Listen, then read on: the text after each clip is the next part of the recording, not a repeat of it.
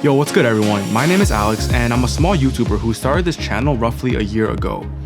One of the biggest challenges when I'm creating these videos is trying to find the right lighting setup.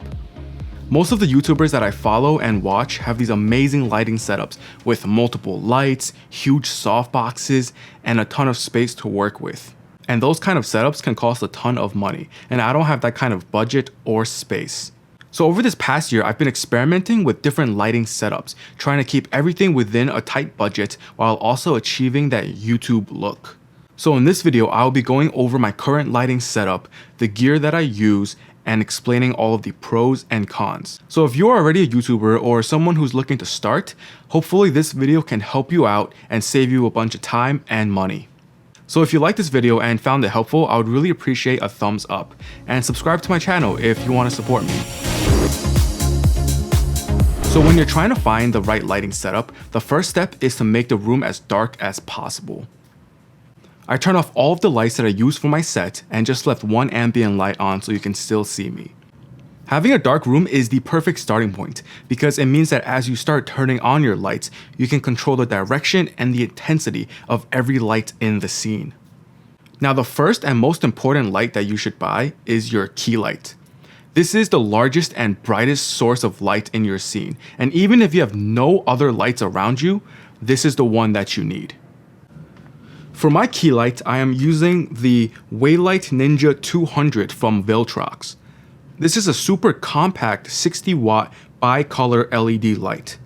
That means that the temperature can be adjusted from warm to cool tones, which is really useful if you want cinematic lighting or a really specific color for product shots. It also has a high CRI of over 95, and there's no strange color casts on skin or products. For around $250 it may sound expensive, but there are also a ton of additional features that make it a worthwhile investment. The lighting effects are pretty cool, and you can use them to simulate lightning or flashes. Usually these kinds of lighting effects are only offered on much more expensive lights. Because the Ninja 200 is so lightweight, you can take it with you and power it with two NP style batteries. Of course, you can also control it from a remote or using the app on your phone. This is extremely useful if the light is out of reach and you're still trying to dial in some of those settings. The body and construction feels solid, and it is made out of metal and plastic. I really like how small and compact it is because it balances well on a lightweight light stand and doesn't take up a ton of room.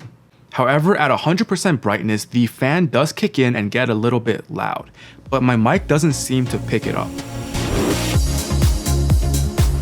Alright, so now that you have a key light, you should be good to go, right? Well, having a bright light is not enough. You also need some kind of light modifier in order to make the light look nice and soft and diffused.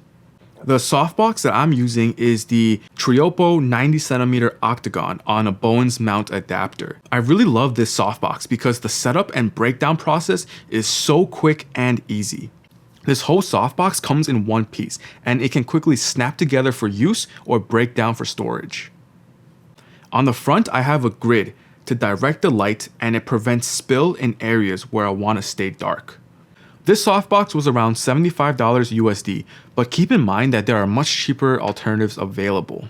Just remember that the smaller the softbox, the less diffusion there is. If I had more space to work with, I would choose to get an even larger softbox, just to get that nice, soft, diffused light. So the key light and softbox combo may already be costly for someone who is just starting out.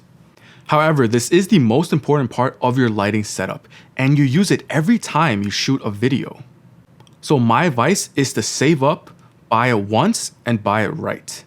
I wasted a ton of time and money on cheaper alternatives that were just not nearly as good. For example, the light panel that I have up there in the corner was initially bought to be used as a key light.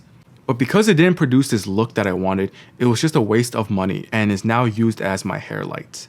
Because it's high up in the corner and I can't easily reach it, I have it set up to be activated by Google. You can see it gives me a bit of highlight on this side of my hair as well as this side of my face. This light gives some depth and separation from the background because most of my background is black and I also like to wear black colored clothing. The light panel is a newer P600 and it actually comes in a 2-pack. Like I said, I originally bought this kit to use as my key light because it was only around 150 bucks and it came with 2 lights, the stands, and the batteries. However, I regret it now because they just aren't that good. The body is made out of this thin plastic that feels pretty flimsy, and the diffuser has fallen off both of these lights, exposing the LEDs. While the light panel is able to dim and also change the color temperature, it just doesn't get very bright. And lastly, the diffusion is very weak. If I use this as my key light, I will still get pretty harsh shadows across my face, and I don't like that look. But as a secondary light or a hair light, it does a great job. And sometimes I'll use it to light my product shots. Now, usually hair lights are placed out of frame, which means that you don't see where the light is coming from. But I do like the way it looks in the corner, and it gives off this nice soft bloom that makes the video look more cinematic. Lastly, I have my accent lights, which are in this corner. Those two are custom made with RGB strips, and they are also activated by Google. The RGB strips are routed through a metal U channel with a white diffusion screen. Even though they are RGB, I just try to use them on the white or warm white color. Because the majority of my background is black, that yellow-orange hue really adds a nice warmth to the scene. Alright, so that's pretty much my lighting setup. What did you guys think? I try to keep everything pretty simple, and only my key light is the one that needs to be set up and broken down after I'm done shooting. The goal is to be able to move into a larger space where I can have a permanent lighting setup. That way, it'll save me a bunch of time when I'm trying to shoot, and it'll also give my videos a more consistent look. Let me know if you have any questions, or if you have any advice on how I can improve my setup. I'm always open to suggestions because I want to make these videos the best that they can be. That's it for now, and thank you so much for watching.